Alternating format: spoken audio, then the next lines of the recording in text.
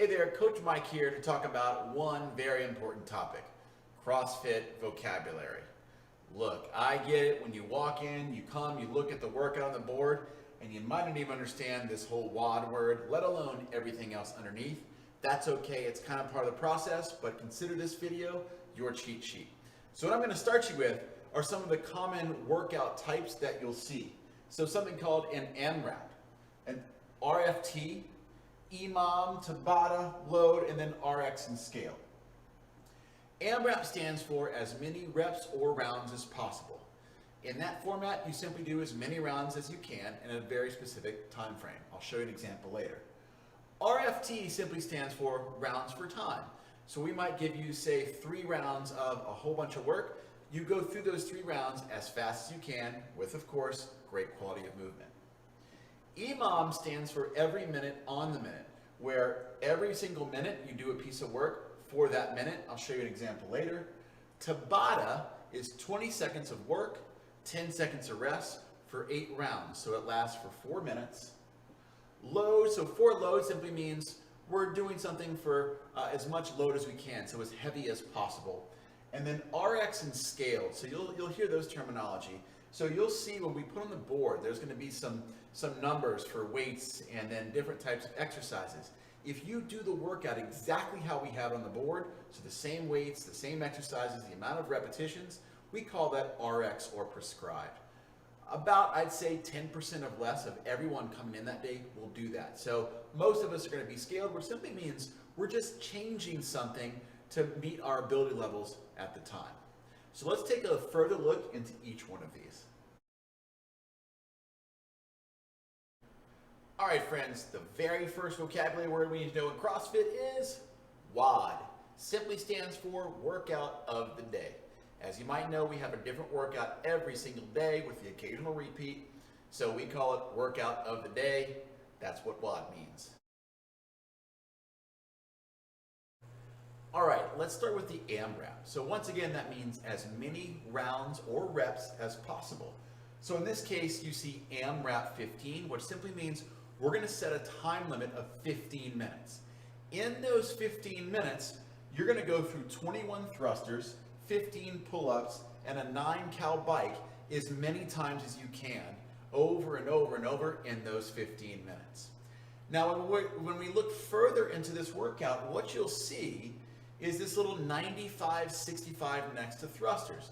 What that is, that's called our prescribed or RX weight, where the first number is for the gents, the second number is for the ladies, so 95 pounds for the guys, 65 pounds for the ladies. All that being said, that's likely not the weight for you, especially as a newer person.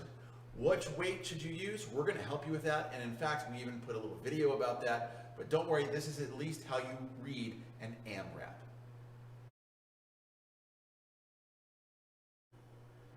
All right, so we're on to RFT or rounds for time.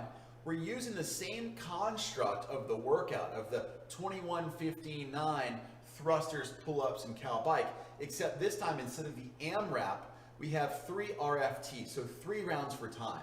What this means is that you're going to complete 21 thrusters, 15 pull-ups, 9 cal bike. That's 1 round. You'll do it 2 more times. You're trying to complete all 3 rounds as quickly as you can, with, of course, making sure that we move properly first. So this is a 4-time element. All right, so we're back again with the same somewhat workout, except this time it's in an EMOM 9, which means every minute on the minute for 9 minutes, we're going to do some work. All that means is in a given minute, you do the work prescribed, and in anything that you have left over is rest. So for example, so in the first minute, we're going to complete 21 thrusters. As soon as we're done with that, we rest the remainder of the minute. In minute 2, we complete 15 pull-ups, resting the remainder of the minute. And in minute 3, a 9-cal bike, resting the remainder of the minute. When we get to minute 4, we start back over. So thrusters in minute 4, pull-ups minute 5, cal bike minute 6, then thrusters 7, pull-ups 8, and cal bike 9 for the 9-minute EMOM. So every minute on the minute. All right, so next up for us, is the Tabata. In this case, you'll see it's written 4 reps, where we have a Tabata thrusters, Tabata pull-ups, and finally Tabata cow bike. All that simply means is that we're going to start with thrusters, and we're going to do 8 rounds where we're going to work as hard as we can for 20 seconds, rest 10 seconds. Work for 20 seconds, rest 10 seconds. That's going to take 4 minutes. As soon as we're done with those 4 minutes of thrusters, we're going to do the same thing for pull-ups. As soon as that 4 minutes is done, we'll do the same thing with bike. And our score for this workout is going to be total combined reps. So 4 reps, total reps. The last of our typical workout configurations is 4 load. So in this case, what you'll see is we have a 3 RM. RM simply means for rep max. So 3 rep max thruster, 3 rep max weighted pull-up. All that means is we're trying to find the absolute heaviest weight that we can do a thruster with 3 times in a row. Same thing with the weighted pull-up. We're trying to figure out how much weight can we put on our body as we do 3 reps in a row of pull-ups. To be fair, for some folks, this kind of workout, we might even scale this to where there's no weight involved in the pull-ups. So don't let that worry you.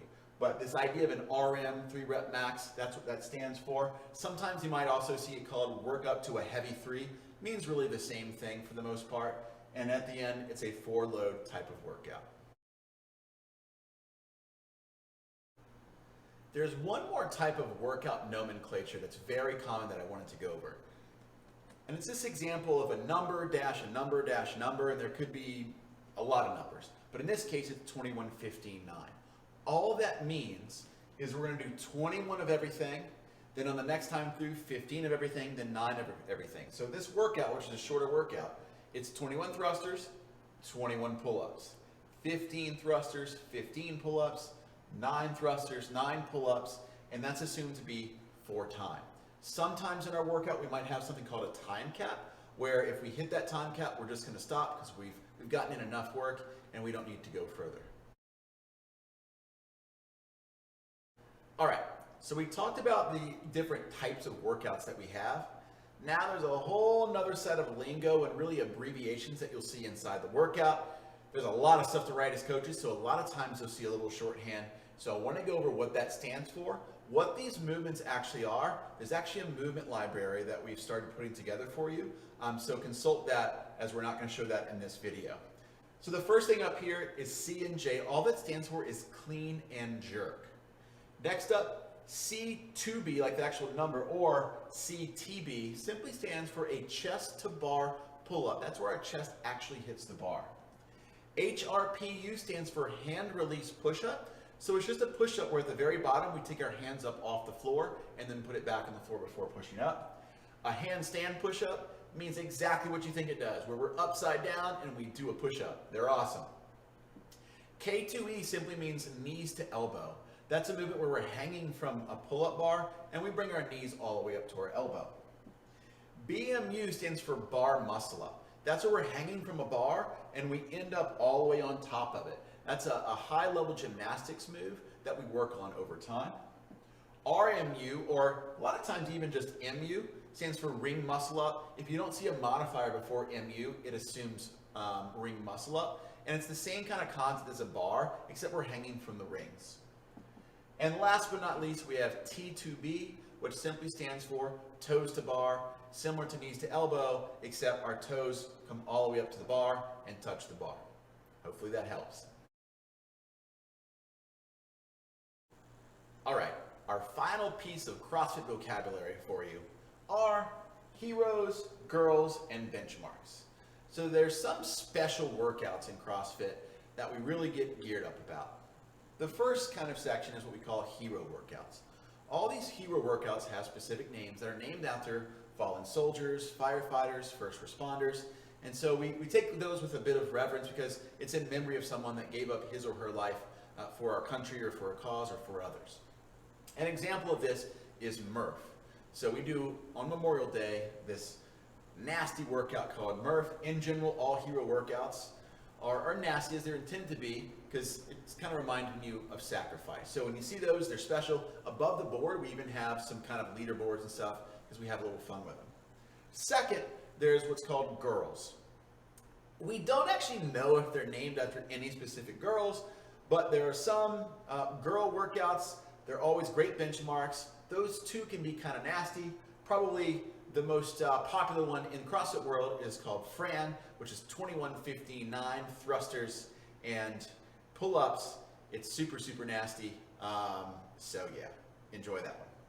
And last but not least, we also have benchmark workouts. So one of the big things we do in here is we like to measure our progress. So every year there's a handful of workouts that repeat once, twice, maybe even a few times a year. An example of this is Fight Gone Bad.